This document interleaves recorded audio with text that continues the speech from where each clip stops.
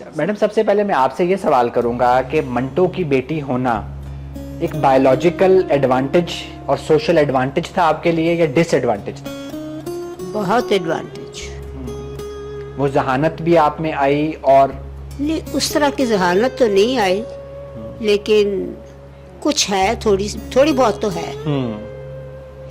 ठीक है। अच्छा मैडम, आप बताएं वो एडवांटेज था या डिसएडवांटेज था मंटो की बेटी होना? हमें तो एडवांटेज ही एडवांटेज है।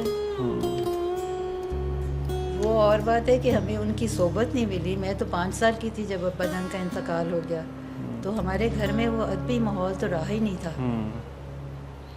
वो अदबी माहौल तो शायद मंटो साहब की जिंदगी में भी इतना नहीं था कि मंटो साहब लिखते थे और उनका अपना एक वो था, लेकिन जो एक पूरा माहौल होता है पाकिस्तान आने के बाद, तो वो शायद उस तरह बन नहीं पाया। बॉम्बे में था। हाँ ये तो है, मगर आया करते थे तब भी शुरू में लोग, मगर बाद में उनकी सेहत नहीं इजाज़त दी, तो अस्पतालों के चक्कर और इनमें ज़हनी परेशानी और माशी ऑब्वियसली फाइनेंशियल इश्यूज भी बहुत ज़्यादा थे।